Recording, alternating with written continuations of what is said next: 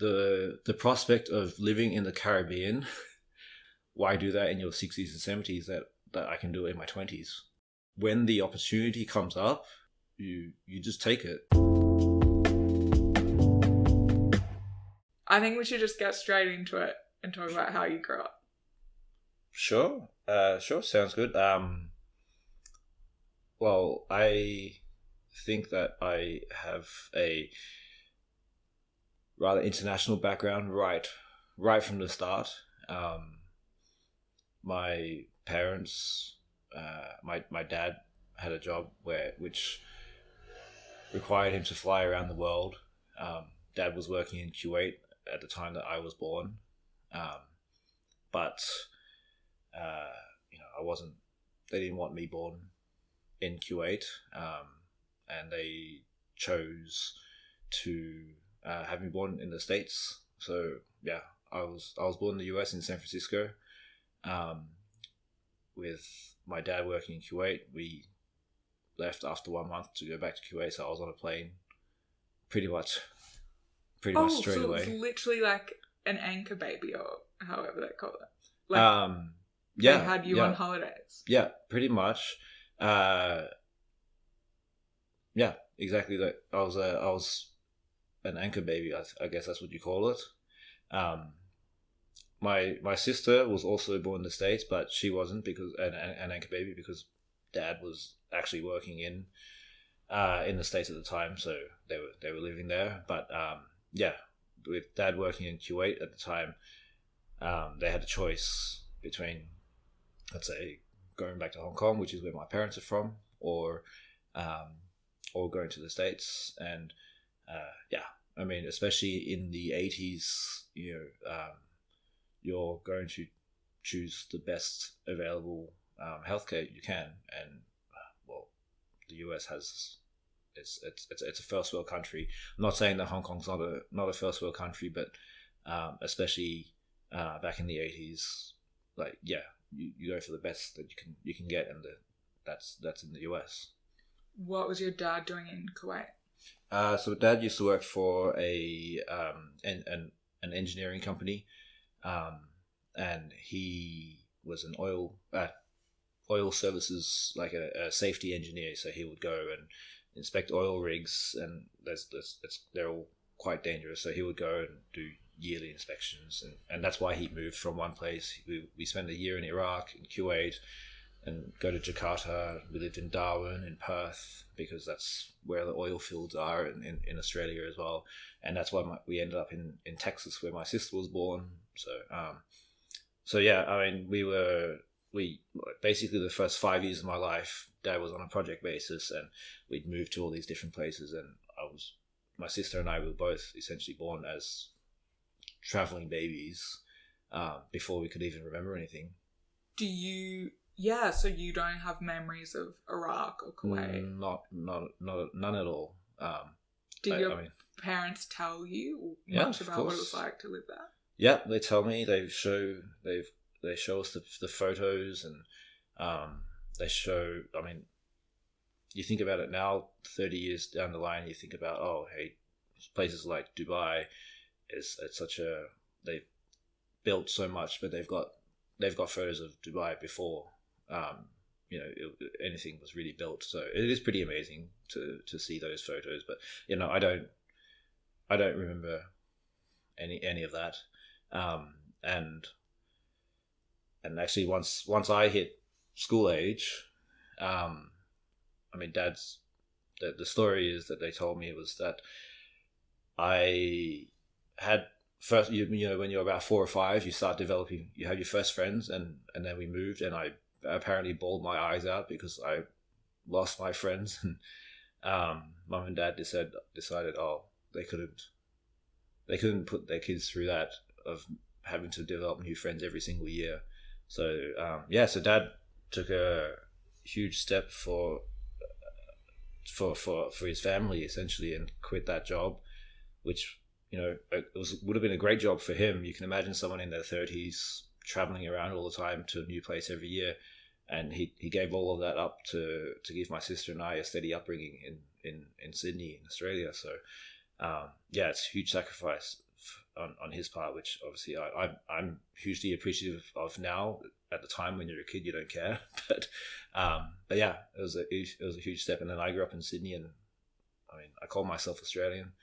I mean, I am Australian. I have a citizenship as well, and I grew up there my whole life. Sorry, and the accent, and I'd say the Australian values, but then obviously influenced from my Chinese parents. And I mean, Australia's, especially Sydney and Melbourne, quite multicultural. So it's, yeah, you get a nice mix of values from the country and also from your family.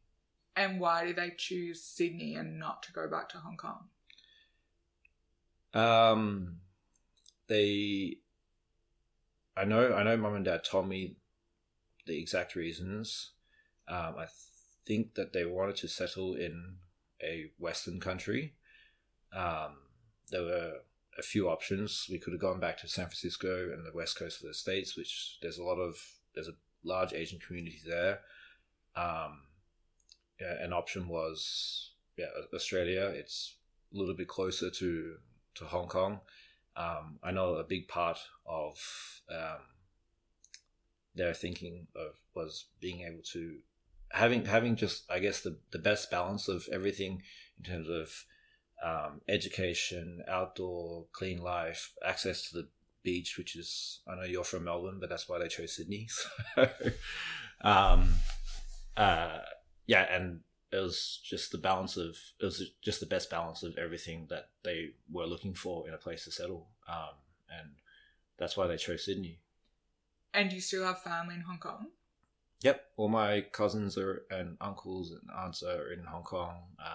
My grandmother's in Hong Kong, so I do have some second cousins in the UK, but all the direct families in Sydney, still in Sydney, and cousins are all in Hong Kong. Have you been to Hong Kong recently?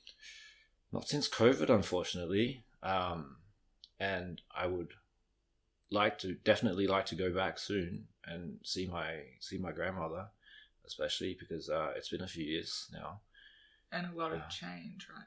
And a lot of change. I mean, I think the change, if you're visiting Hong Kong for a week or two, you don't see that the change, and everything's still. I mean, my understanding is everything's still normal, and I have friends in Hong Kong, and everyday life is still the same, but it's, there's some things have changed. It's more the undertone and the long-term prospects in the future, that views that every person has a different perspective of what the long-term future of Hong Kong is going to be. But yeah, everyday life now, if you're a visitor, if you go for a week, if you go for business, it's the same as it has been for basically my whole life anyway. You don't get those. You don't see the changes that you see on the media. Yeah, and your family aren't too worried about things. No, my family is, as far as I know, everybody is, like, Hong Kong is their home, and even if you are worried on whatever their own views are, it's still their home, and that's where they grew up, and it's where you love, and that's where your friends are, your family are, and they're not. You stay, you stay because you want to make your home a better place, and I mean, that's something that I really admire, because I've done the complete opposite, and I've left Australia, my home, and I've traveled the world, and I've lived in various different places, and to have like that route and say, okay, hey, I want to stay and make this place a better place. That's something that I can't relate to because I've not done it, but it's something that I admire. Mm-hmm. Okay, so before we get into all the places you've lived, Cayman, New York, now Amsterdam, what are the Chinese values that your parents instilled in you? Um, I think I think the values that they instill would be hard work. I mean, just really.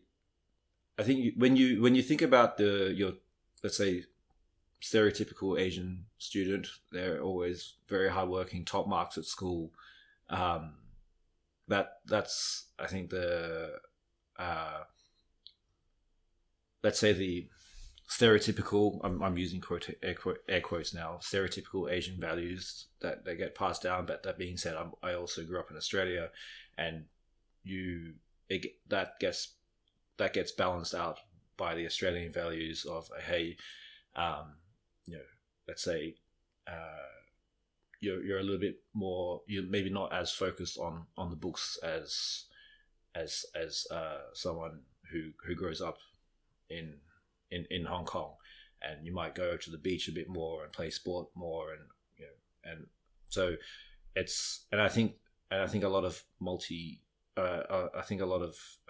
children from migrant families probably would have that kind of shared experience where you have your one culture at home, but then another culture outside of home, and then you become like this unique mix.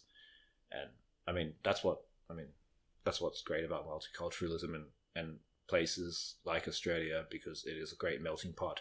And hey, I'm a Chinese Australian, but where I grew up in Sydney, there were a lot of Greeks there, and then would have Greek Australian friends, and you meet lots of kids basically from different backgrounds, and you just become this great melting pot, and you pick up a lot from everywhere. So I'm probably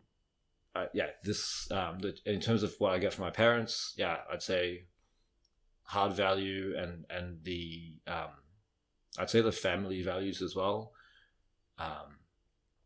There are quite a lot of family traditions and values that I'd say are quite different to Larry's. So Larry, my wife, she's Dutch, so very different kind of culture, like the Western culture, compared to my parents' Chinese culture, and we do have different kinds of, I guess, family values and rituals and customs that we have to, that makes our relationship interesting too. Like what kinds of things? So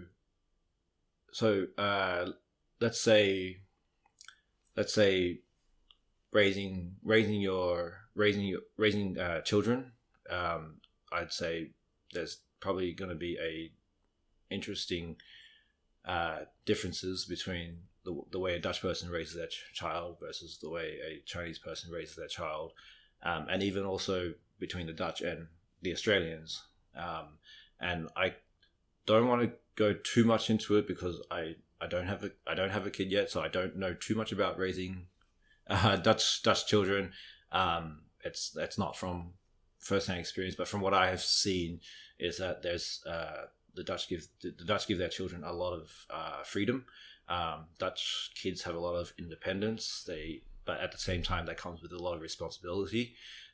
So Dutch kids, there's a saying that the Dutch kids are the happiest kids in the world, and that's I think that comes with how much freedom they're given by their parents, and how much and like I said, that really teaches them to grow up quickly because they have that responsibility as well. And it's something that maybe a lot of other cultures might not be comfortable as. So, for example, letting your kids play out in the street, in different societies around the world, that might, and also depending on where you live, if you live, in a densely packed city, that might not be so safe, so it really depends. But I think that's going to be something that's going to clash. Yeah. something to look something to challenges to look forward to. But that's what happens when you have a intercultural relationship. Yeah. And I guess just living in a foreign country in general, which you, have now experienced a lot of. Yeah. I mean, whenever you move, you're always going to have challenges, and I think people have heard about culture shock and the challenge that you have whenever you with assimilation, whenever you move to a new country or a new place or even a new city, and a big thing is really just meeting new people, starting a new network, meeting new friends,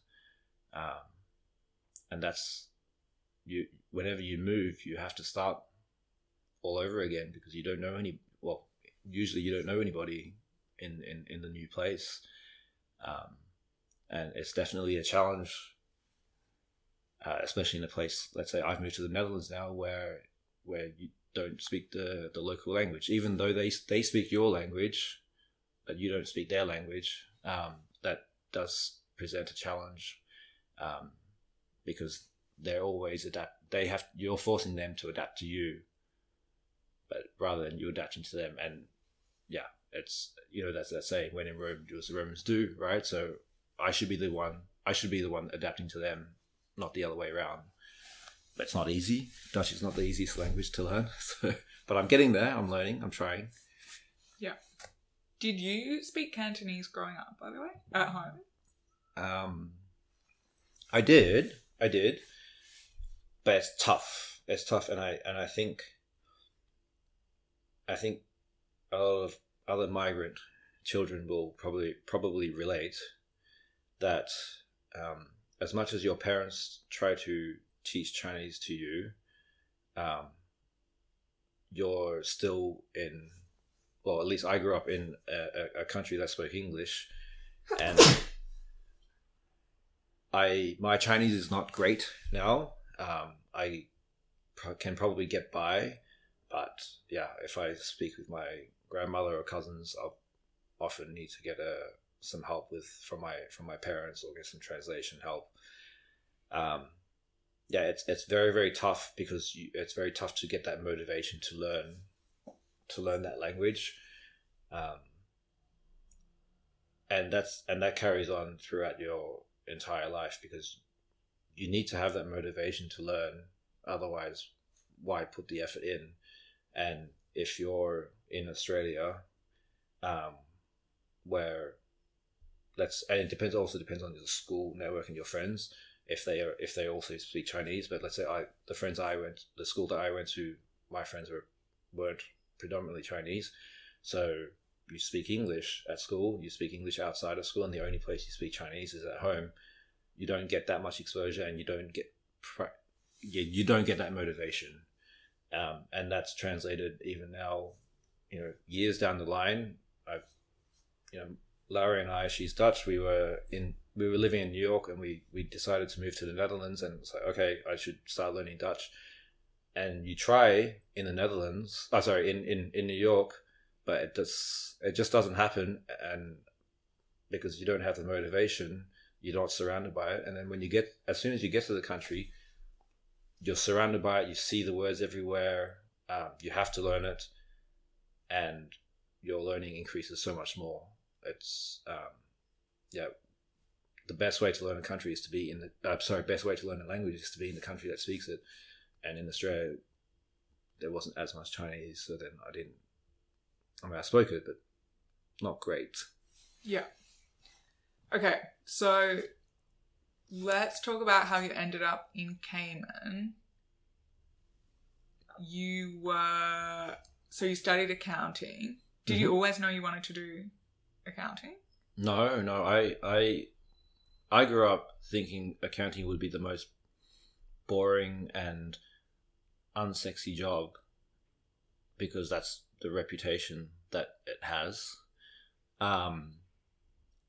But now looking back, I think I was always born and trained myself to be an accountant, because two things. Well, one is that stereotypical Asian. Okay, hey, he's good at maths, or your Asian kid is good at maths. So I had that strength.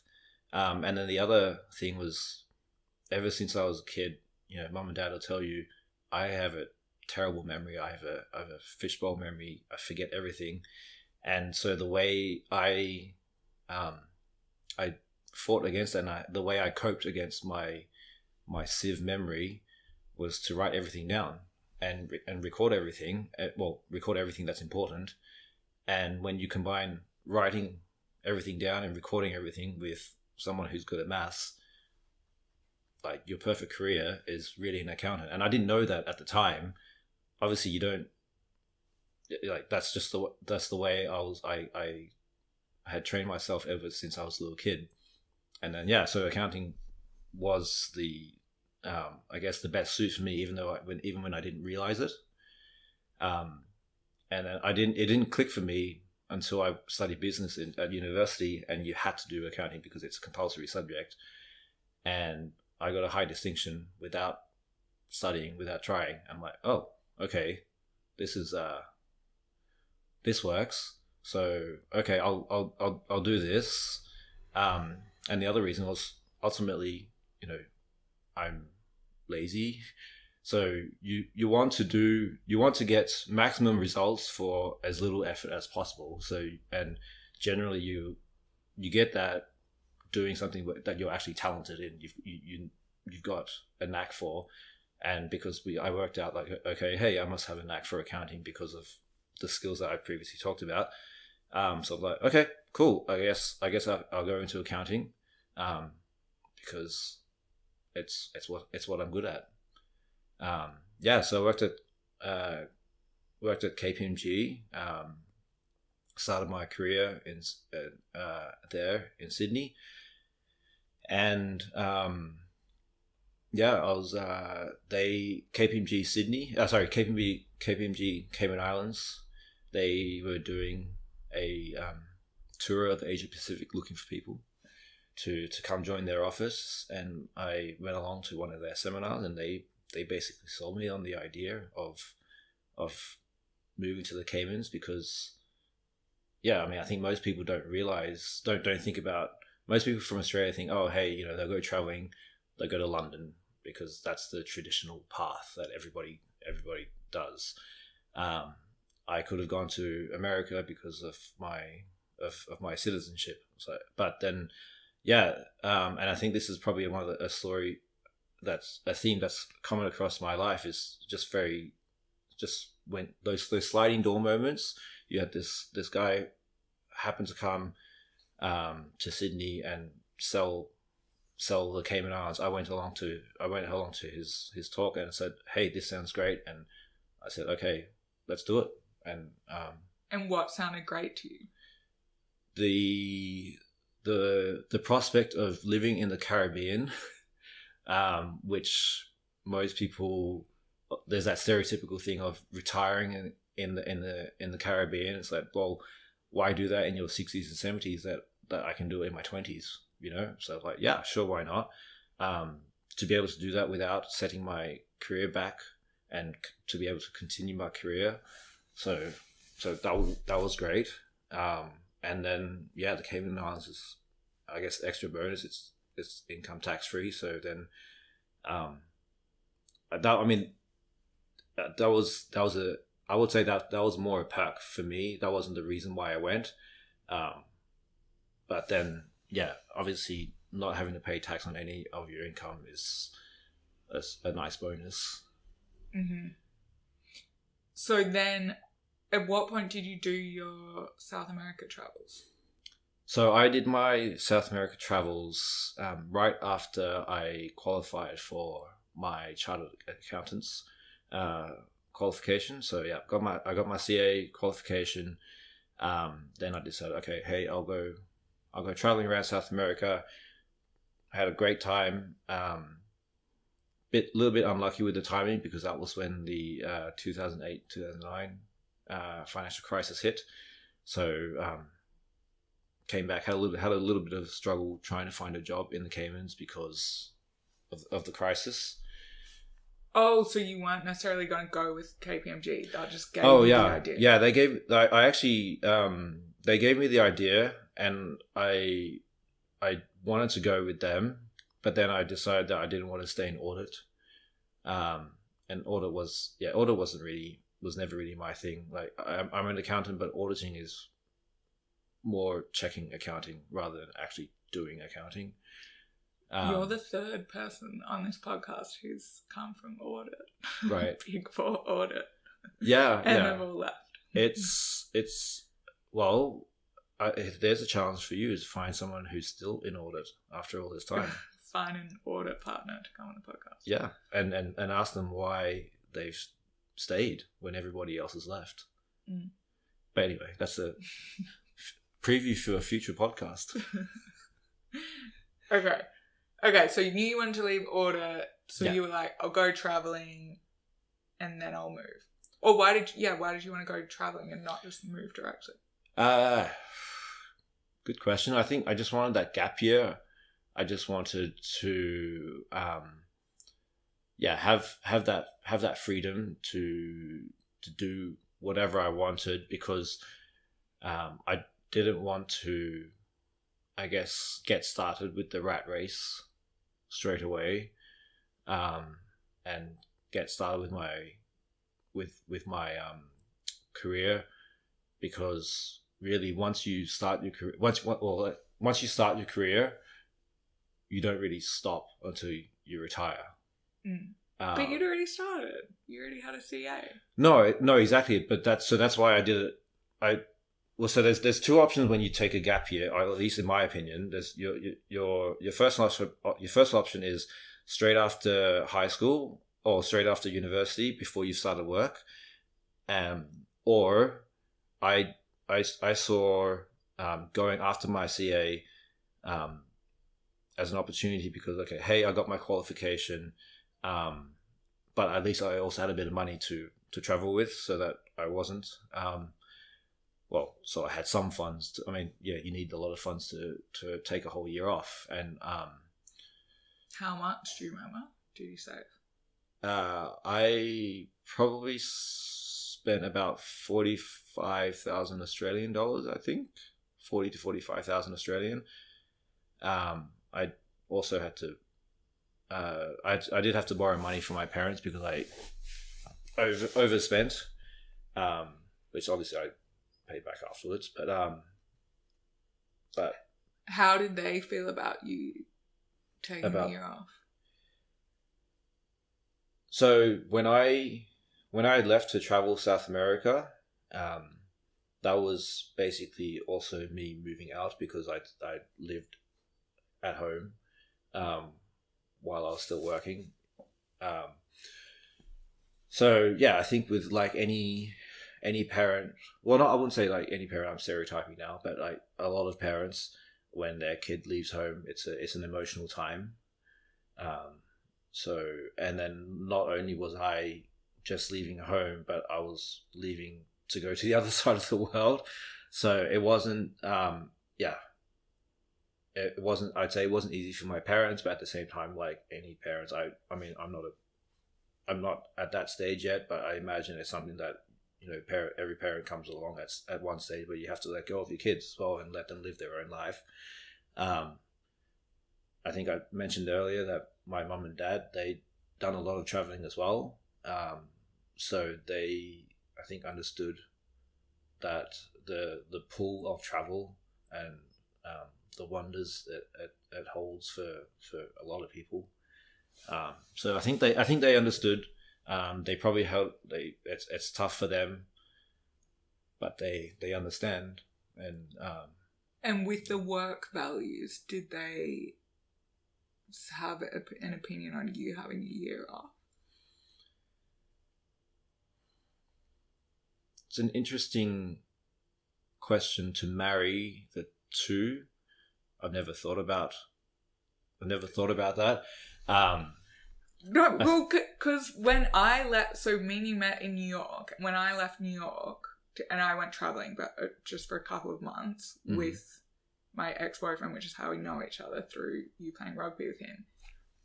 it was like shocking to I guess because that's like American values is they're less inclined to have time off. I mean, there's all kinds of factors like their college degrees are so expensive and blah, blah, blah. But it was a challenge for us to be like, yeah, we're quitting and we're moving to London, and in between we're traveling. People were like I remember when I quit, people were like, oh my God, how can you not have a job and be traveling? Like, in general, I feel like people find that like scary. I don't know, maybe it's threatening to because maybe they want to be able to do that and they resent people who can't or something. Right. I think that it does present an interesting cultural question, because you're also mentioning that this is coming from New York, which is obviously like New York is really quite different from the rest of the US. But so then you have to separate how much is that American culture, how much is that New York specific culture. But his family aren't from New York. That's true. Yeah. That's true. But also my parents are kind of like, what the fuck are you doing with your life? Right. Like because after Cambridge I took a quote unquote gap year. Right. And people are like very uncomfortable with that. It's like, you need to be working. So, but that's amazing if your parents would chill and like, go for it. So I managed to secure a not a job, but like I got I guess what do you call it, like a contracting job before I went to South America. So I signed a contract with a recruitment agency, and then they would, where they contract you out for a few months at a time, and it's essentially a recruitment firm that also rents, I guess, hires you out.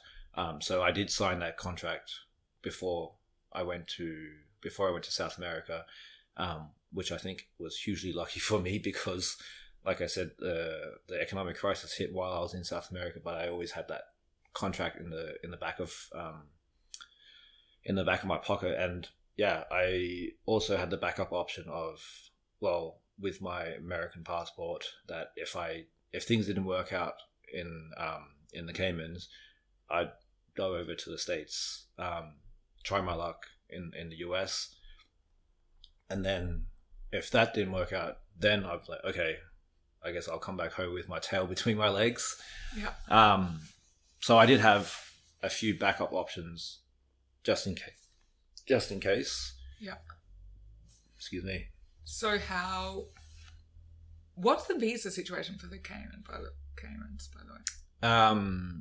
So yeah, you need to work apply for a working visa. You need to get sponsored by a company. So then I had the recruitment agency. Basically, they're the ones that sponsor me, because then they know that with my qualifications, with my chartered accountant qualifications, that they can, they can hire me out to other companies as well. So yeah, that's another reason why, it was good to have that CA in my back pocket, rather than going as somebody who's completely unqualified. And so how was the year traveling? Oh, fantastic. I mean, I think most people, if you take a year where you can go traveling and not have any responsibilities with a job, and there's no kids, and you were just on your own? Yeah, I was just on my own, and with a backpack, and I just traveled Brazil, Argentina, Chile, Bolivia, Peru. I didn't do the northern part of South America because I thought I would do that from Cayman, and then I never did. But at the time, I didn't know I would miss out. And yeah, I was doing a sport called capoeira. I don't know if you know capoeira. So capoeira is a Brazilian martial art which incorporates music and acrobatics, and it's a beautiful, beautiful sport, and I'll show you at some stage. And I highly recommend, if anyone doesn't know what capoeira is, just jump on Google and have a look at some videos, because I think it's a great sport to watch and to be a part of. So I did that well, I was doing capoeira already. I started that at university, kept it going. So by the time I went to South America, I probably had 6-7 years of training already under my belt. And so yeah, a year in South America, but 8 months of that was in Brazil, and really diving into the culture in Brazil, and practice and training capoeira as well, and visiting lots of different schools, capoeira schools as well. And yeah, it was a fantastic time of my life. Really, really, really loved it. Did you get lonely at all? Yeah, of course. It got lonely. I mean, you're traveling by yourself. You're staying at hostels. You're seeing people 1 week, a couple of days, and then they move on, and it's hard to develop friends, because people, your friends are also travelers basically. So yeah, it gets a bit lonely. You'll find some other travelers who are staying long term, and then you'll eventually become friends with them. But at the same time, it's a small price to pay for all the other benefits of traveling. But at the same time, all good things have to come to an end. Your money runs out at some stage, and you have to settle for reality and say, oh, I need a job. I need to pay for more travel. I need to be able to do other things as well, and you can't travel forever. I mean, some people do it, and props to them, but it's a very small minority that manage to travel for a career or for long term. Mm-hmm. Okay, and then how's living in the Caymans? So, what is it called? The Caymans, and then Grand Cayman is like the big island. So it's called the Cayman Islands. The Cayman Islands is a overseas dependency of the UK. So it does have its own government, has its own currency, has its own laws, and everything separate from the UK. But at the same time, it's a dependency. So it does, I guess. So it's like Jersey and Guernsey. Yeah, similar. yeah, exactly. At least that's my understanding. I'm not a political specialist, but that's my understanding. Yes. And all tax havens.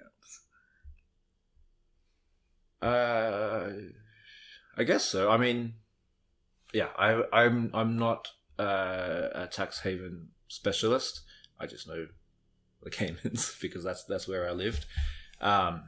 And yeah, like I said, it's the Caribbean. It's warm all the time. It's great because you get your paycheck, and it's literally, here's your paycheck, here's what's in the bank. There's nothing in between for tax. There's nothing in between for health insurance. There's nothing in between for deductions for social security. There's nothing in between for anything. It's literally just 2 lines, and that was amazing. So how does all that work then?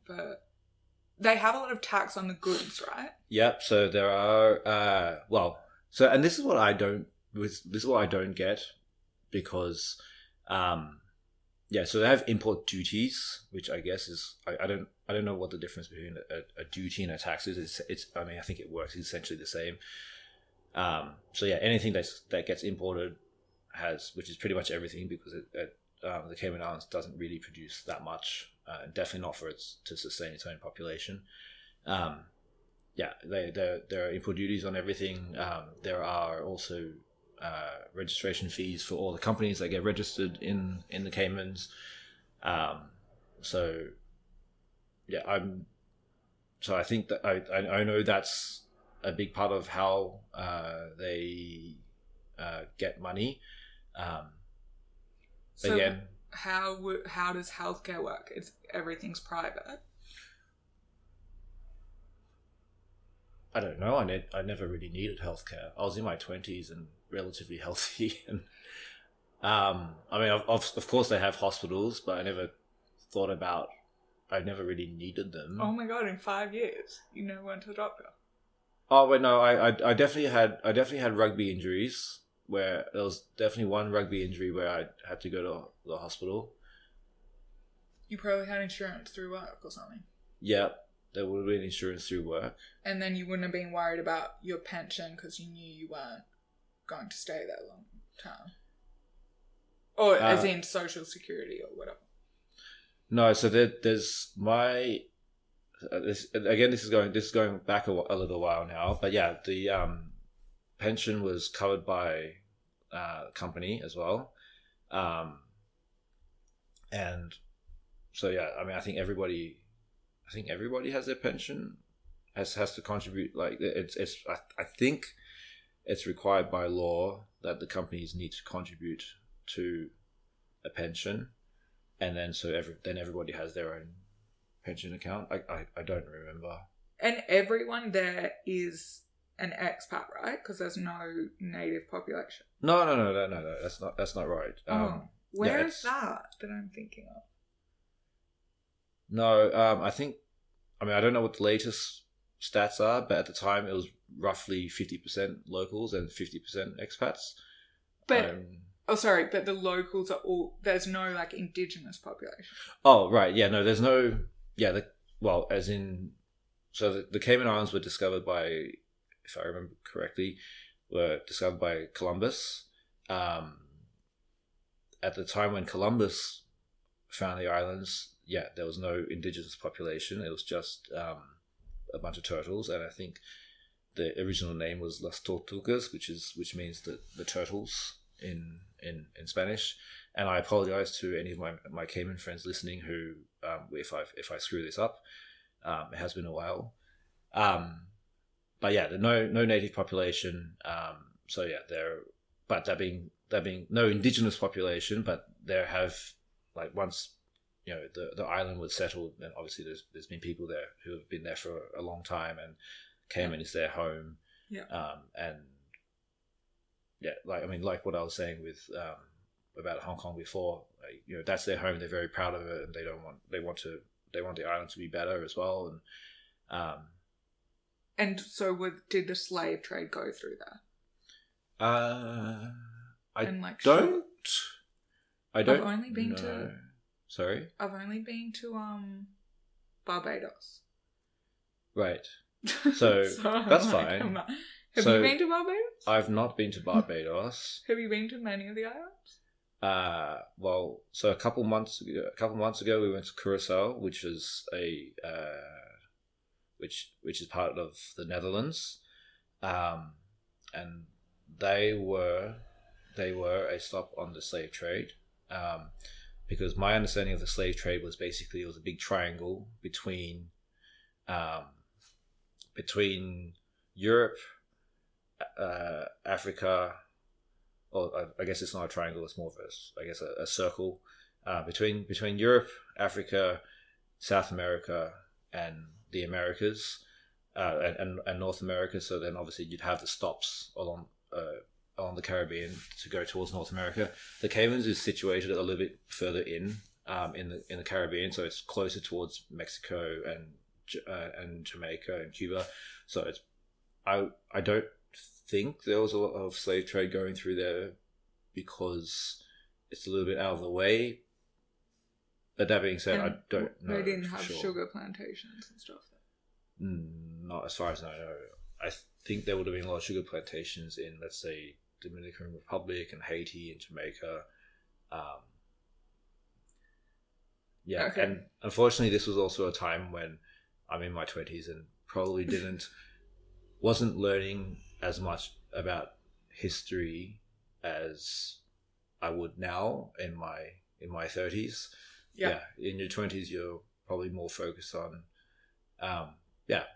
what you do in your 20s. You go partying and you go socialize and play sports and history. I mean, of course, there are some people who love history. I just wasn't. Yeah.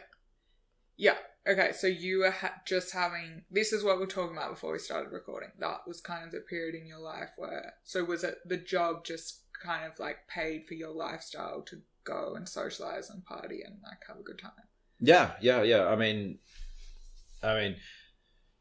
the job really was there so that, I could fund living there, and I traveled for a year in South America, but at the same time, coming from Australia, we're both Australian, right? And we have this thing where, because Australia's so far away from everywhere, that when you go traveling, you really have to make the most of it. It's like you can't just pop over to somewhere for a weekend, because the only place you can pop over to is New Zealand, and the culture there is pretty similar to Australia. And it's still 3.5 hours. Right. So a really great way, I think, to travel and to know different places is just to live there, really. And then from the Caymans, then you can pop over to Miami, a lot of the Caribbean islands. Like I said earlier, I thought that I would be able to pop over to the northern part of South America, pop over to Central America. Didn't work out that way at the time, because I started dating a girl from Chicago. So then every time I had holidays, I'd be up to Chicago rather than traveling. But hey, that's the way life works. Never works out as you planned.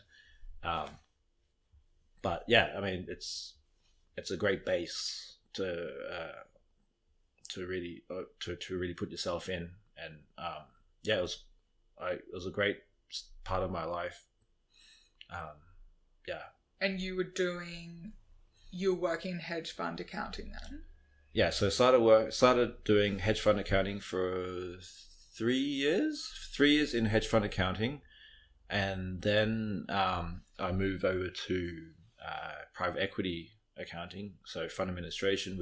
And these are both companies where the hedge fund or the private equity fund would essentially outsource their administration duties to another company, and then a service company, and that will be us. So I mean, working in the alternative investments industry was, I guess, part and parcel of just moving to the Cayman Islands. I wouldn't say it's something that, hey, I targeted, like, I want to go work in private equity. Like, I know that people in the finance world, it's like, okay, hey, there's a certain stature for people who work in investment banking or private equity or whatever other field. But for me, it was, again, sort of, I guess, that luck that I just told you about before, where, okay, hey, I wanted to go to the Cayman Islands, and it just so happened that their specialty is hedge funds and PE funds. Yeah. And that's because, funds are domiciled in places like this for tax reasons. Exactly, yeah. Got it. But, okay, and then so when did you decide to move to New York? So that's another, I guess, sliding doors moment that I mentioned before. We were working one day at work, and my boss slid over on his chair and said, "Does anybody want to move to New York?" Out of the blue, and nobody put their hands up, and I said, "Tell me more." That's all. That's literally all I did. And then 2 weeks later, my boss's boss happened to be in town and slaps me on the back and says, "I heard you're moving to New York." And I said, "What?" I hadn't got a job offer. I had no news. I had nothing besides "tell me more." But I guess, they just took they just took that as a yes, and they said, "Okay, cool, you're moving to New York." And I said, "Okay, I mean, obviously, I got more details about the job and my salary and all that jazz a bit later, but it really is just, hey, my company decided to open an office in New York, and this is, well, when I say open an office, it was actually with Deutsche Bank, but the particular division that I was in, they wanted to open in New York, so I went up and helped establish the New York operations. Again, sort of another sliding doors moment that was not planned. I'd say just it's one of those things where when the opportunity comes up, you just take it. You know, you just you don't have to. Some people might be uneasy, or you let it slide or something like that, and then it passes you by. But these opportunities come up, and when they come, you just take it. I mean, I was telling you before, one of my favorite quotes is from Mark Twain, and it says, 20 years from now, you'll be disappointed. You'll be more disappointed by the things that you didn't do than the things that you did do. And that's a philosophy that I've sort of lived by ever since, well, for basically my whole life. And yeah, when something like this comes up, it's like I said, you have to take it, because why not? And so did you imagine you'd be in the Cayman for 5 years? Like, no, when you arrived, you were just like, I'll see how it goes. Yeah, the original plan was to go to the Caymans for 2 years, and then go to San Francisco, because that's where I was born, and to really sort of discover where I was born, because by that stage I'd never been to San Francisco besides, you know, the month I was born, and so I've never actually been to the city. I didn't know it. I'd never seen it. So the original plan was to go live there and sort of really discover, I guess, I mean, my roots, or, you know, didn't quite work out that way. 2 years in Cayman for me was just not enough, because I was having such a great time, and I was enjoying it so much. Like I said, I started dating that girl in Chicago, and things didn't work out. I tried to move to Chicago. Jobs weren't coming through, and then in the end we broke up anyway. So ended up staying in Cayman, and then this opportunity came up to move to New York. So yeah, it wasn't San Francisco, but New York's not exactly a bad backup option or alternative. So I took it. We moved to New York, and then again, next chapter of life, you got to start again. Get to know New York, get to know the city, get to know how do you live there, start a new network. But Cayman was really a bubble, because you're on that small island, and it's so easy to meet people and make friends there, because it's such a small place that you just go to a bar and you'll see people that you know there, and make friends there. It's such an easy place to live, and that when I moved to New York, it was a big shock for me, because when I was in Sydney, like I said earlier, I was living with my parents, so I paid tax, but I didn't pay rent. I moved to the Caymans, I paid rent, but I didn't pay tax. And then I was 31, moved to New York, and it was the first time in my life where I paid both high rent and high tax, and it kind of hit me with a ton of bricks. I'm like, oh, this is what the real world is like. And I mean, I understand that this sounds very privileged, so I do feel incredibly lucky that I had those opportunities, and that I guess also now looking back while I'm talking, also had the guts to take those opportunities, that I didn't really have to face the real world until my 30s. I mean, yeah. No, go ahead. Well, you're still like that. I mean, as you're saying for Cayman, the people who live there, like, that is their real world. It's just like a different system. Yeah, it's a different system. I hope I don't offend anybody by this, but I would think, and I speak with people who live in Cayman, I think that they realize that it's also not the same. It's so different from the rest of the world. They're living in paradise, basically. Yeah. But yeah, no, I mean, you were, like, you're working, I feel like not living in the real world would be like living in a palace or something where everything's paid for by someone else. But like you were still like, yeah, out there in the world. But yeah, obviously very different to New York. Like that's massive. Because I'm just imagining you in Cayman being like in shorts and t-shirt and thongs, like going to work. But I don't know if it's that relaxed. Yeah, no, you have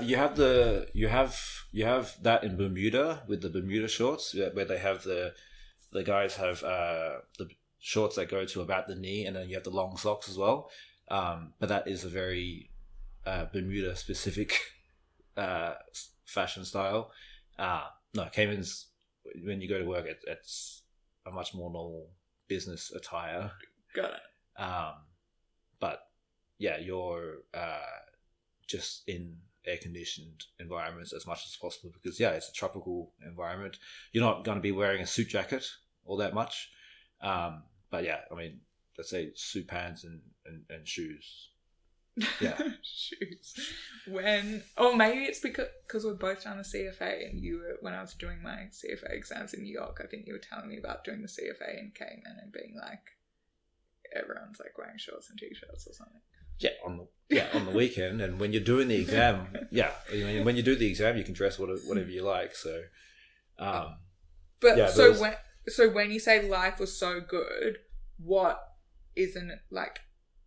What isn't as good? No. What are you thinking about that's so good? About Caymans, or yeah, like what about it was so good? Is it just like going to the beach, like just that outdoor lifestyle? And look, it's not for everybody. Like if you like shopping, if you like going to the theater, Caymans is definitely not for you. I like playing sports, so Caymans was great because especially for the sports that I played. Because it's still a Commonwealth country, so it played similar sports to what you had in Australia. So cricket, rugby, they're big sports in the Cayman Islands. Beach volleyball as well. You know, if you're big on ice hockey, if you come from Canada and you're big on ice hockey, like you can play roller hockey, but not ice hockey. So it depends, right? But yeah, that sporty outdoor lifestyle that you have on the weekends, and yeah, it was perfect for that stage of life, and I think that's important as well, because there are certain things that you can only do at certain stages of life. And I think that, I'm not sure if I mentioned earlier where, like I said, hey, I want to move to the Caribbean. So let's do it now rather than wait till I'm retired, you know? The Caymans is probably not as easy if you got a child. I don't have a family, but I've heard from other people who have families in Caymans that education is hugely expensive, and is a big reason why people leave, because the education is just too expensive. That's what I've heard anyway. That's just hearsay. So, but yeah, I mean, the move to New York was also a big change, because I go from a tropical island of 55,000 people to and I moved in November, so right at the beginning of a New York winter. To this massive metropolis of 9 million people, swells up to 18 million people when people come in from the during the work day. So it's such a huge change. But I mean, like I said, you take that opportunity when it comes, and why not, and embrace the challenge. And I remember 4 or 5 months in to New York, my boss asked me, hey, how are you doing? How are you settling into New York? And I just told her, like, I'd gone through a winter, to be fair. And I was like, oh, it's tough, it's a challenge. I don't know if I want to stay. It's, you know, I was on the fence. I was 50%.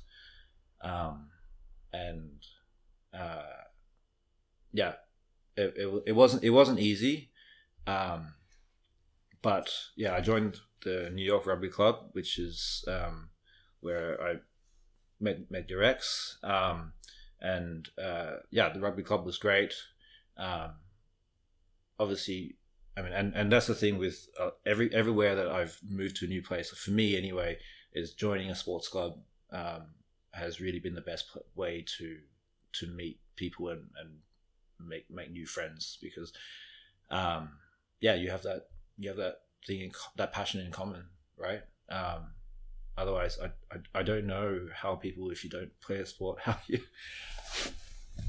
meet people. I mean, I guess if you have other passions as well, I don't know, book club or whatever it is, you find people with the same passion as you.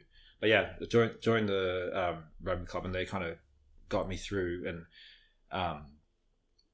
where were you living when you first moved? I first moved to the Upper West Side of Manhattan, so just on the west of Central Park. It was great living in Manhattan. I was living by myself. I was not saving at all, because trying to pay for a 1-bedroom apartment by yourself in New York. Wow. Yeah, that's. But I knew that. I knew that going into that, and I knew that I was only going to stay for 1 year and then move somewhere else afterwards. I said, like, hey, I just do it for the first year, for the Manhattan experience, and then I was again quite lucky in that second year. In New York, we moved to Brooklyn. One of my mates from Cayman moved up to New York, so then we got an apartment together. Was that the place I visited in downtown Brooklyn, or near downtown Brooklyn? I lived in 3 different apartments in downtown Brooklyn, all within a block of each other. So I can't remember which one you visited, but yeah, it would have been one of them. But yeah, I was very lucky in that second year, because a lot of people from my old world also came to New York for some reason at the same time. So my sister came in my second year. Like I said, that friend from Cayman came up. Another friend from Cayman came. I had a friend from Sydney. Another friend from Sydney come. I had just all these friends from different parts of the world just converge in New York at the same time. I don't know why. It just worked out that way. And then I sort of made a conscious effort to basically combine them all into one group together with my existing friends in Cayman. In New York. And yeah, I sort of, that was also really a great time for me, because then I had new friends, I had old friends, and we'd all sort of share experiences together. And I think that's probably at the time I met you as well. So yeah, making new friends as well. And what's that now? How long have we been friends for now? 7, 8 years, something like that. Mm-hmm. So it's been a little while. So yeah, you make these friendships, and they last a long time. Mm-hmm. Okay, and then so how long were you in New York total? Wait, so this was the time when you just realized, like, okay, I have to pay tax and rent's expensive. Yeah. Is that when you were like, okay, I'm going to think about my career? Because before we started recording, you were giving me some. Yeah. So this was also exactly. I'd already kind of half planned my entire life from a young age, and I mean, like we said, things never work out quite as planned, but the general plan was that, okay, hey, in your 20s, like, go have fun, find out what you are, like, go enjoy yourself before you have the responsibilities of a family, basically. Where did you get that idea? That's such a... I don't know. I somehow came across it on, I don't know, on the internet maybe, or somebody giving a speech. I don't know where I got that from.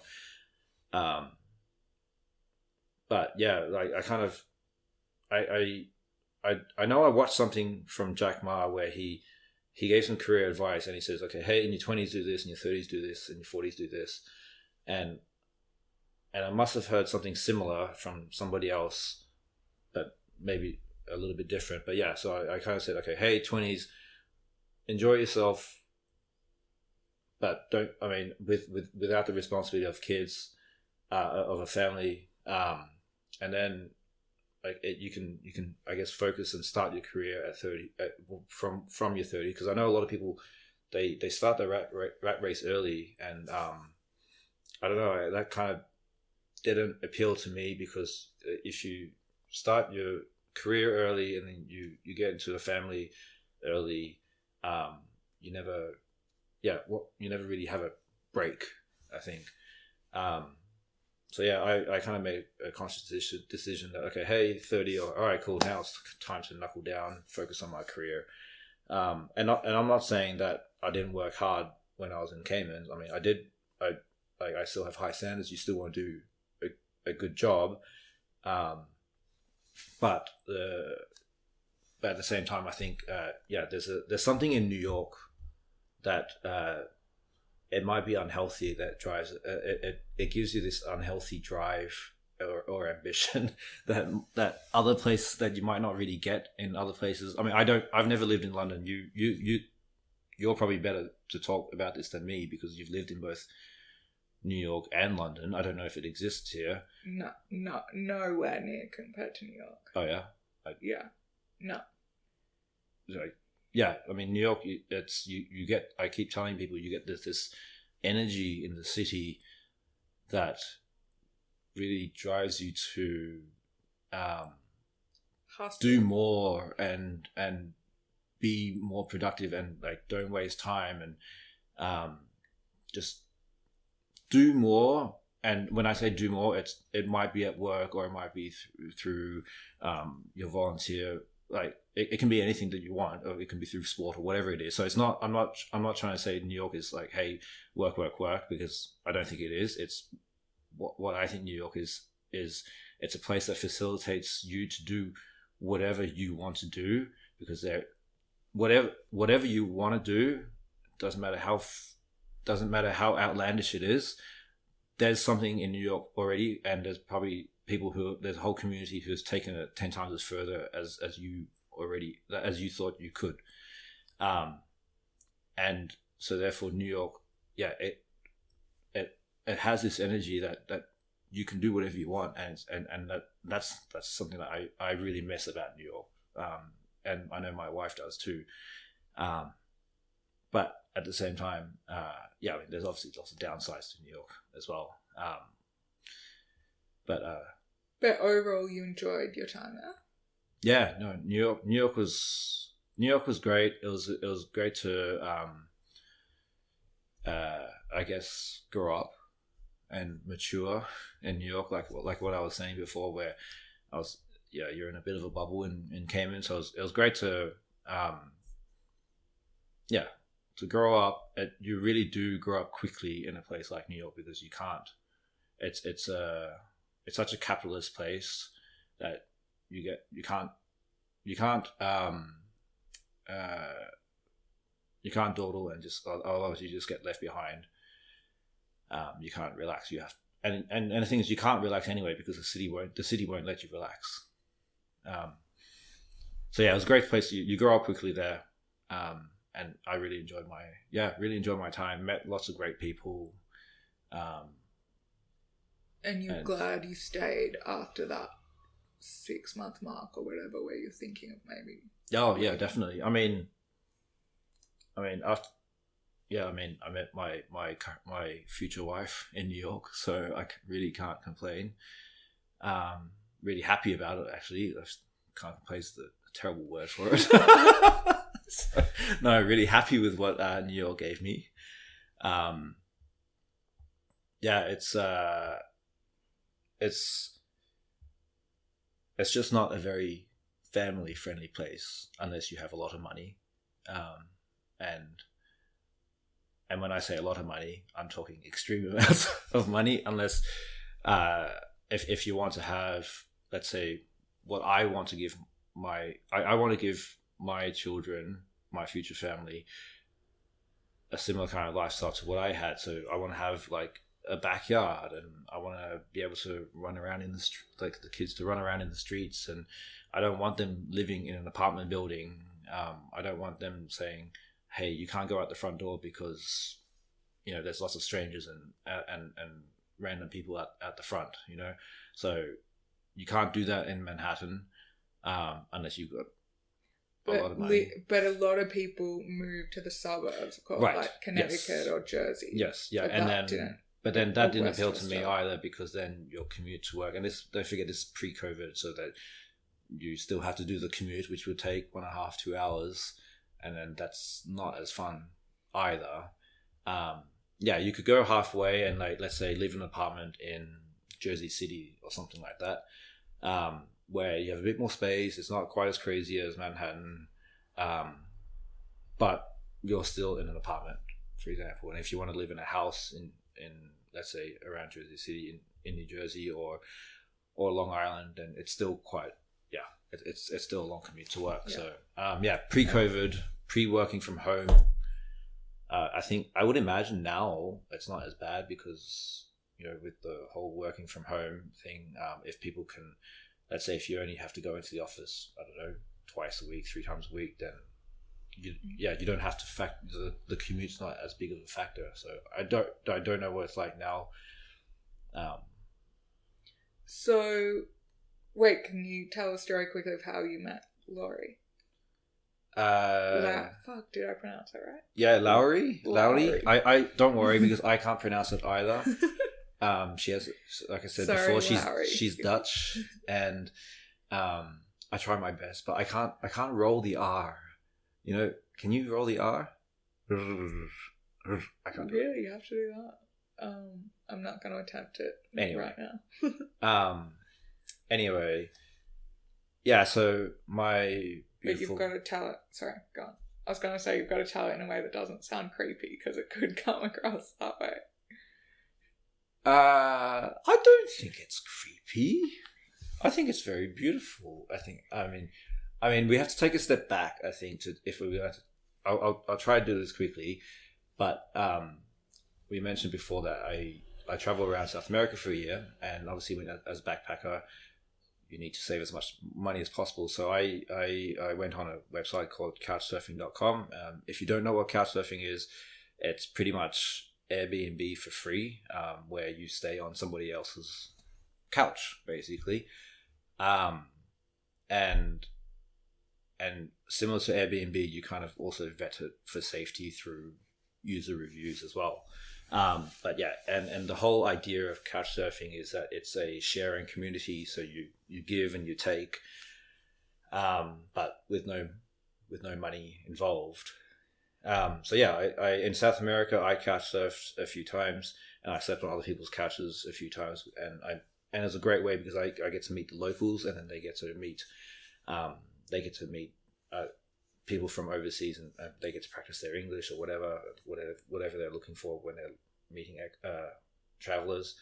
But then, because I surfed on couches in Brazil, when I went to New York, I said, okay, hey, it's my turn to return the favor, and I put my couch up for people to surf on my couch, and Laurie was one of them,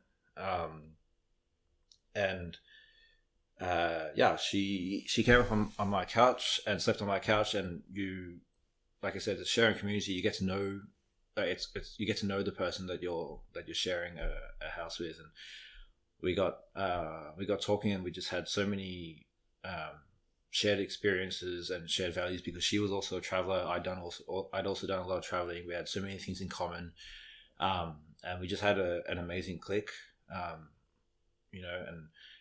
after she left and went back home to the Netherlands, we kept in touch, and at one stage I said, okay, hey, we had sort of developed a relationship, but like she was overseas. So I said, I said, this isn't going anywhere. Okay, let's cut. We cut contact, and then so we lost contact for a few months, but then on New Year's Day, I sent her a message saying, "Hey, how are you going?" And I didn't realize, but she was also planning on sending me that exact same message on that same day. And it just so happened that I reached out first. And then I kind of reached out back out to her because I you go through your New Year's resolutions, and you have you look back and you review a year, and I looked at the previous year, and we'd had such a great click, and then I'd cut things off, and I'd look back and say, I felt bad that I just didn't give her a proper chance. And then so that's why I reached out to her, and then we basically we've basically been in touch every single day since then. She moved over to she came to New York on a holiday to see how things would go, and the magic was still there. She went back to the Netherlands. We did long distance for a while, and then she eventually moved to New York. She was in New York 3.5 years, in which time popped the question, got married, and I say, I mean, she tells the story so much better than me. I think you have to clarify that you weren't like looking for your future partner through. No, I wasn't. No. Oh, sorry. Did it come across that way? No. No, I totally wasn't. No, the whole point of couchsurfing is like, if you look on couchsurfing, they specifically say it's not a dating website. And no. Yeah, I was on couchsurfing because I hosted other people as well, and where obviously it was everything was. Everything was like, okay, hey, you get to stay on my couch, and everything was normal. Like, there's no romantic relations with other people.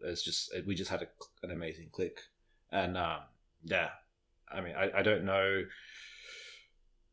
how other people, I guess, feel about finding their life partners, but I definitely feel, again, incredibly lucky that she came across my life in that way as well, which is pretty magic, especially in this day and age where everybody's on Tinder or Bumble or online dating or things like that. We didn't meet through an app, which is a bit different these days, I guess. Well, you met through a different type of app. Okay, yeah. You see, this is when I'm a bit of an asshole and or drunk, then that's what I say. I'll say we met online, and then she'll slap me on the head and say no. Oh, sorry, she doesn't slap me on the head. No domestic violence. But metaphorically speaking, she'll slap me on the head, and she'll tell the much nicer, sweeter story. And then you decide to move to Amsterdam.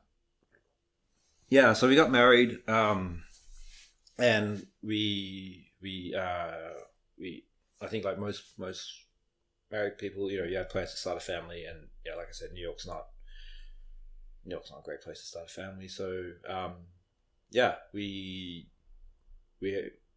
wanted to go back to one of our homes, so either to the Netherlands or to Australia. We had and that's a very tough decision because they are on the opposite sides of the world. So there's a whole process of thinking about where to go. I think in the end, look, when you start a family and when you have a child, it's the mother has a lot of stress also on her body, and childbirth is a lot more emotional for a woman than a man, which I think most people would accept.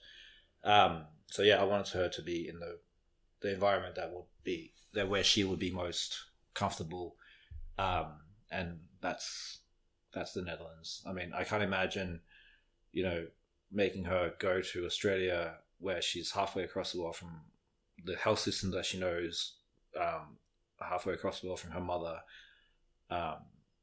and she's. And I mean, the closest thing to her her mother would be my mother, but then you have a Hong Kong mother with a Dutch daughter, and a lot of the customs and traditions and the way of thinking and the way of speaking to each other, it's completely different. Like there would just be no connection. Well, not to say that they have a connection. It's just not the same connection, obviously, with your own mother, right? So, to give her that comfort. But that's why we moved to the Netherlands as well. That's why we moved to the Netherlands and been in the Netherlands now 2 years. It's been another challenge. Different challenges from the Caymans and New York. The big thing being, not an English-speaking country. And that being said, if I had to move to a non-English-speaking country, then the Netherlands would probably be my number one choice. But yeah, not being able to speak the local language, you're always the outsider. You're always, you're always conscious that you're different, which is not a nice feeling. Have you ever dealt with that from a racial perspective in either like New York or like any of the places you've lived? Or noticed the difference? I've been lucky that I haven't. I've lived in, Sydney's a very multicultural city. In the Cayman Islands, let's say the local population, the Caymanians, are predominantly they're more dark skinned than white or light skinned. So that's, let's say, your minority in quoted so therefore I don't think there isn't a prejudice against other. There isn't as big of a prejudice against other people from other minorities either. Go to New York, very multicultural place. So no, I don't. I never experienced it personally. Of course, you hear stories and you see things about racial prejudices. I can't say I ever really experienced it myself. I do think that they are isolated experiences, isolated incidents. I mean, in New York, there's so many people, so many cultures that,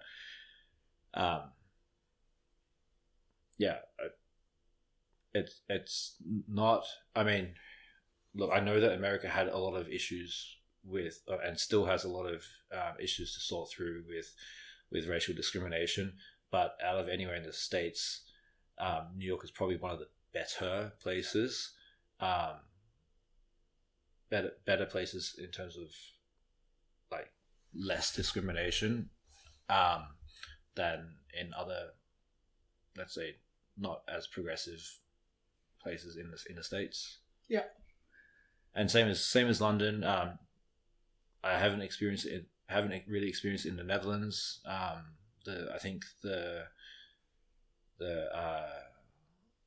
Dutch have a long history of meritocracy, and the whole values of, hey, if you work hard, you'll get somewhere, and my understanding from learning more about Dutch history is that that's a big part of the reason why you had the Dutch Golden Age back in the 1700s, 1800s,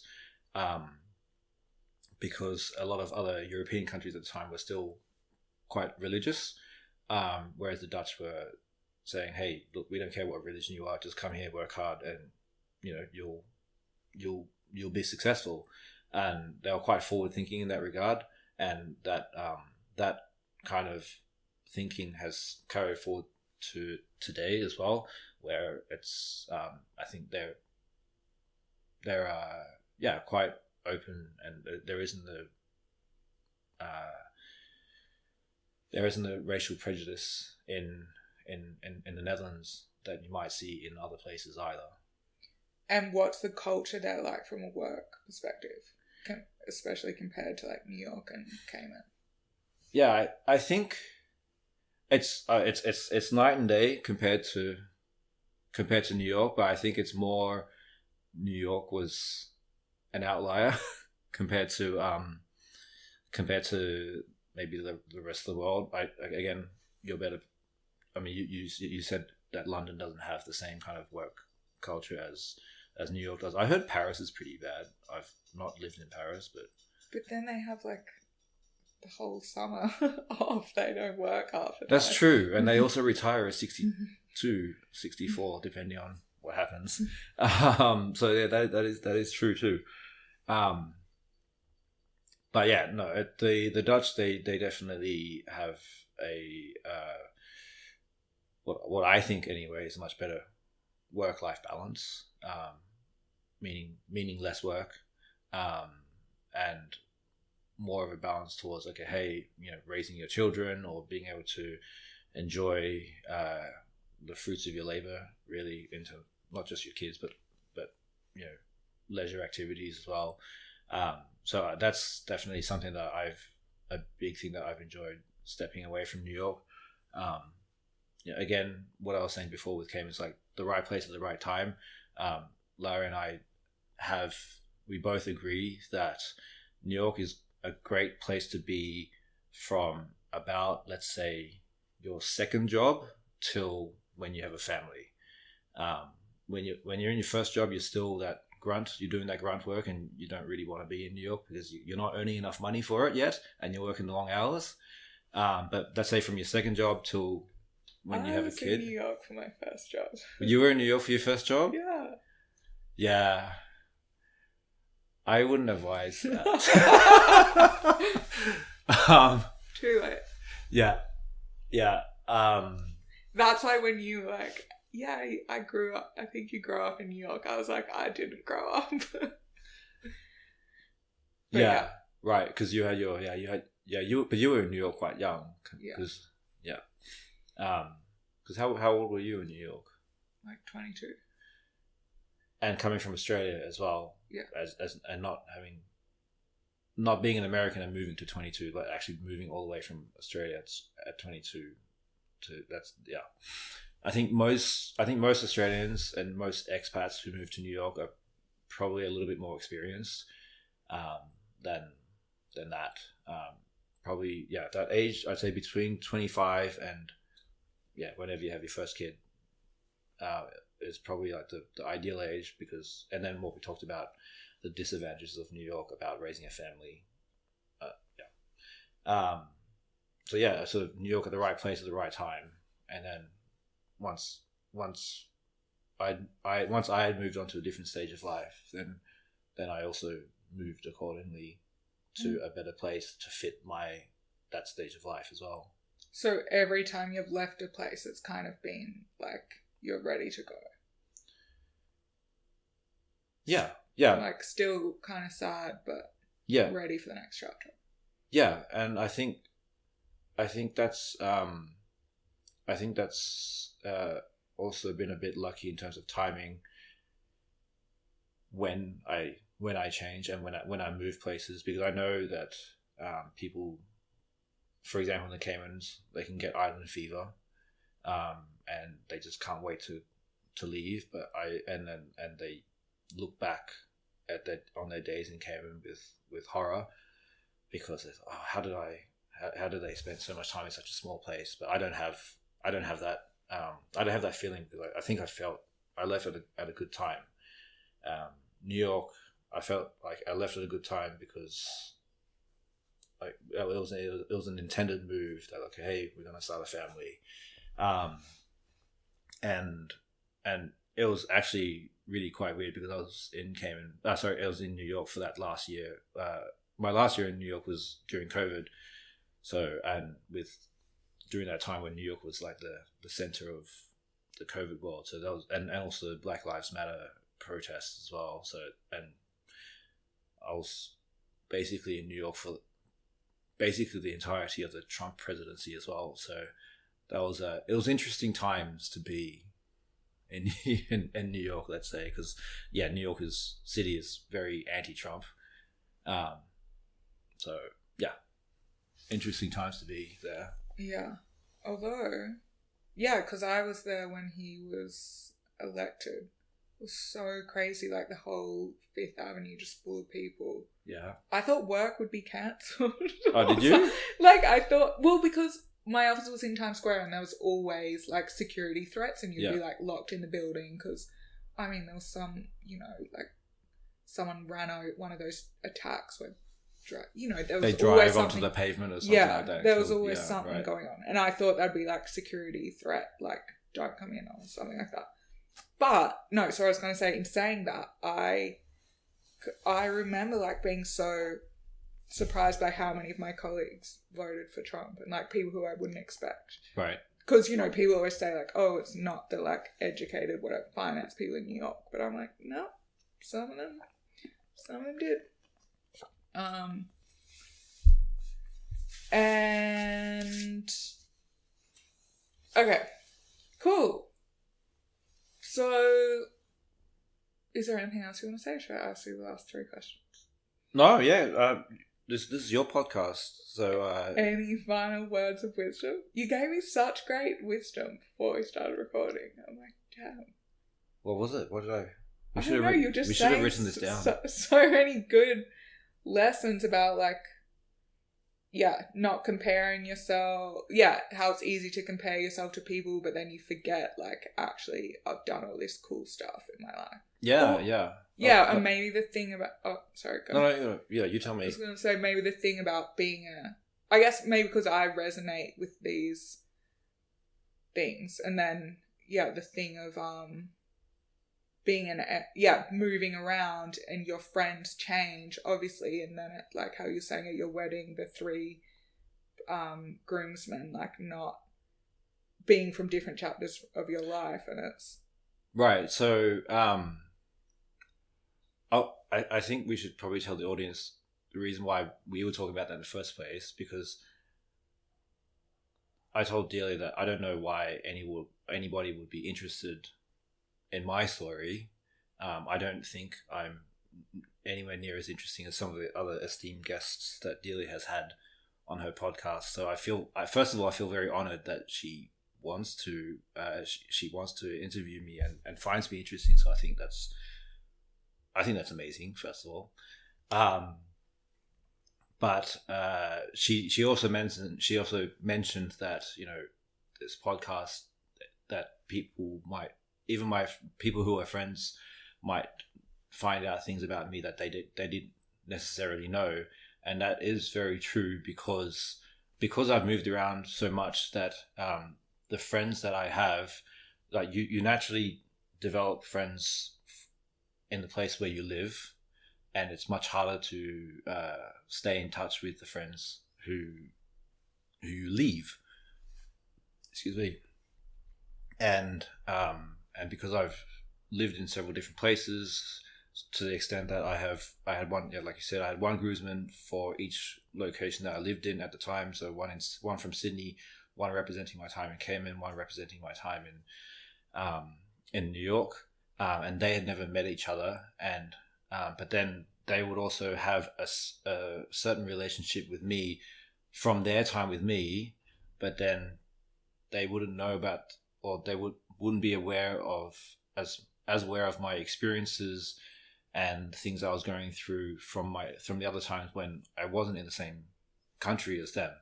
And I mean, I do make an effort to keep up with them, so hopefully most of the things that we've said that I have already shared with them, but maybe not to the same detail as we're going through today.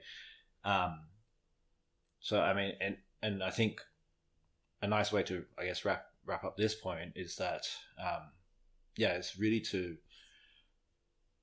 especially at this day and age where you have different stages of life and you move in different places, and then you develop friendships with the people who are relevant to you at that time, but really don't forget where you come from, not just family, because family, like, they're always going to be there, but try not to lose those friendships that you built before, and and it takes work. It takes work to keep up with people and to stay in touch. And let's say, for example, you and me, dealer, we've been now friends 7-8 years, right? And yeah, I mean, we will stay in touch on social media, or we'll stay in touch. Whenever I come to London, I'll hit you up and say like, hey, let's go for drinks or something like that. And like, it's about you've got to make that effort to stay in touch with your friends, because otherwise, I mean, if they were such good friends in the first place, it shouldn't be a lot of work because you want to keep up. But at the same time, it still is, because yeah, you're just in different countries, you're in different stages of life. And it's it becomes harder. And yeah, I think that's the point I want to make is, yeah, cherish your friendships as well. Yeah. Good message. Even when you're not living somewhere else, it can just be so weak, because obviously you have your career and then family, and then your partner, whatever, starting your own family, everything, you get caught up. But yeah, and actually I was just talking about this last night with the friends I'm staying with here, is that when you're, and I guess this is more directed to people who are traveling, but your friends are your family. Like when you're away from your actual family, like they are your family, so don't lose them. Yeah. Community. Important. Yeah. I think actually so important. This podcast being like mental health being a big theme. It's like a massive problem, I think, when relationships end or work. You know, everyone goes through bad stuff, obviously, and just having people who can support you, friends, basically, having super important. I think this is such a random turn, but yeah, I think Monty Panesar, the cricketer, I heard him speak at Cambridge, and he's like, for anyone, like, not just if you're struggling with men, but everyone's going to go through some kind of, breakup or job loss or something bad. And he was saying, it's like, make sure you have 5 people you can call, just like whatever, some of them might be your family and one could be your partner, but it's like probably a few of that couple are going to be friends. Yeah. But it's also like, if you have lost touch with people, you can always get back in touch. Like, people never go away. I think that's something I really worry about men, that a lot of men can later in life as well, they kind of maybe have lost touch over years and years, and then find themselves in a situation where they're like really isolated.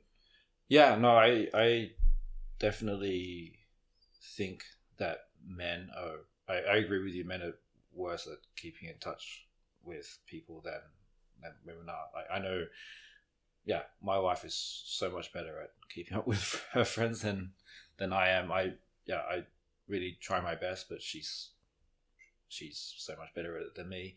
But that being said, I mean, that's obviously a sample of one, but you're really good at it. I try.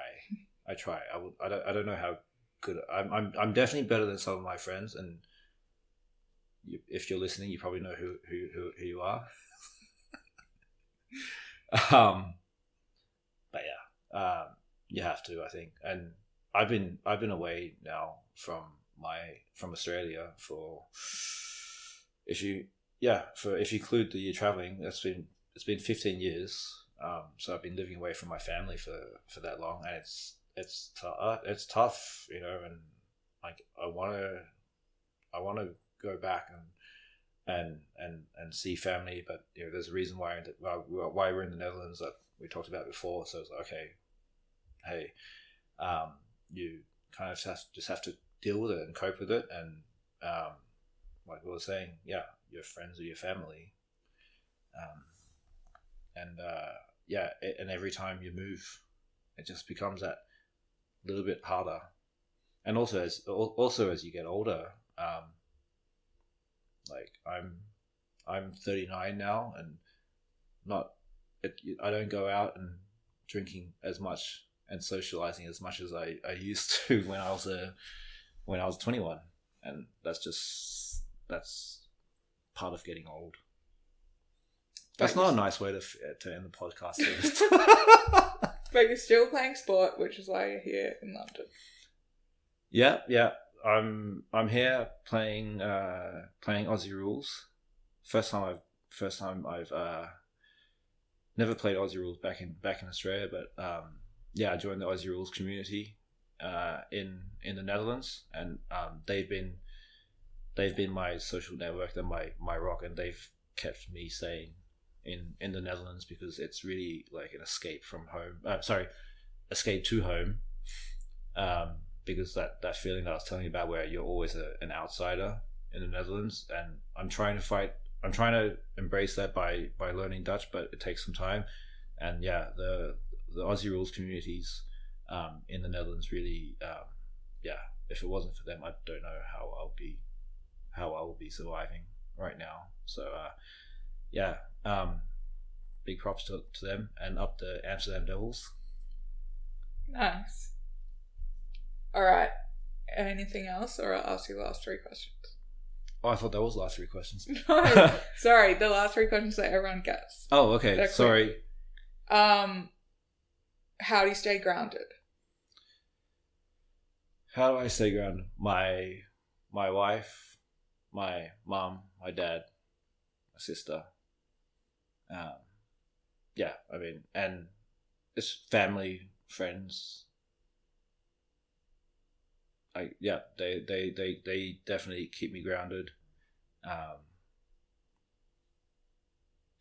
try to stay in touch with them as much as possible, and I also have a good relationship with my in-laws as well, so I think that really helps as well. Larry has 3 brothers. They're all very different personalities, so they also keep me in check. Nice. Is there a book that's had a big influence on your life?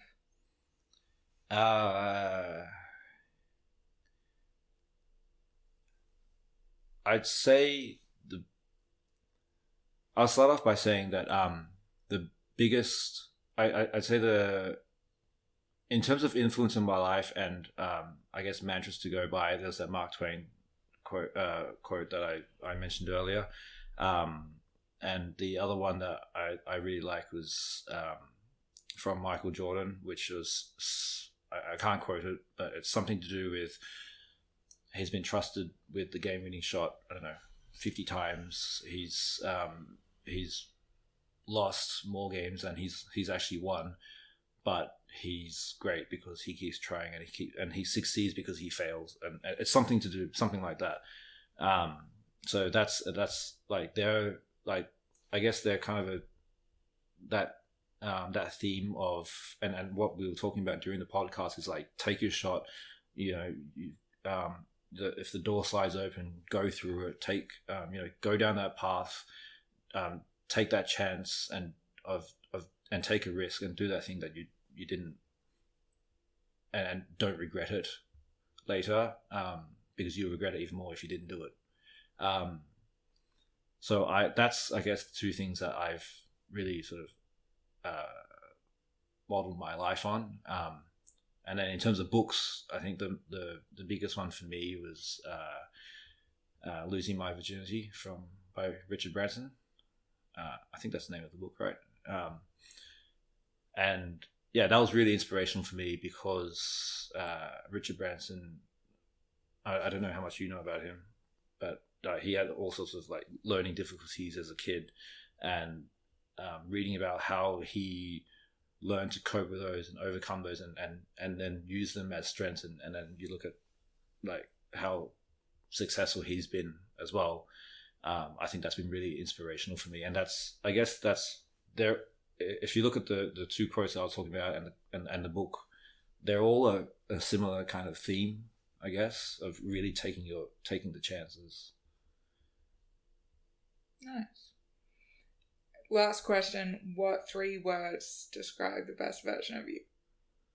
What 3 words? I would hope it's I would hope first one I say is fair. And when I say fair, that also encapsulates things like equality, and equal rights, and sort of like what I was saying with couchsurfing, you give and you get, and fairness in all respects of the word. So I'm spreading the definition quite wide. I hope that genuine. I do like to think that I'm an open book and I don't have any secrets, and part of that is also because I have, like I said earlier, I have a terrible memory. Meaning that if I lie, I'm going to forget the lie. So I just tell the truth all the time. But yeah, so that just genuine and open. And then I'd say, the last thing is, I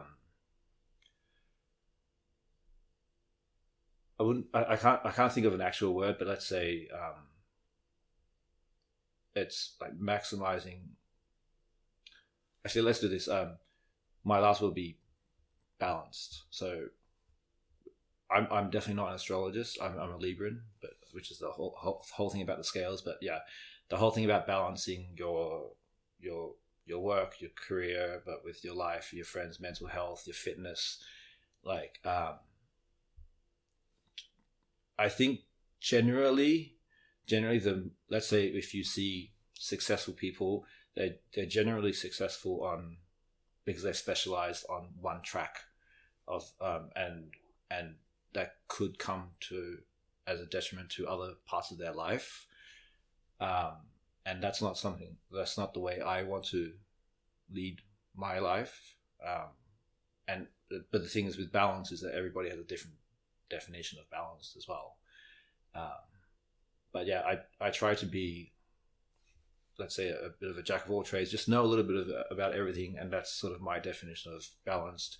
I'm not the richest guy in the world, but I'm not the poorest guy in the world. I just try to have a bit of everything and lead a balanced life.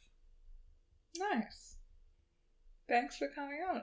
No worries. Thank you so much for having me. This has been an interesting experience for me as well. Something new for me. So I hope your listeners enjoy it. I'm sure they will.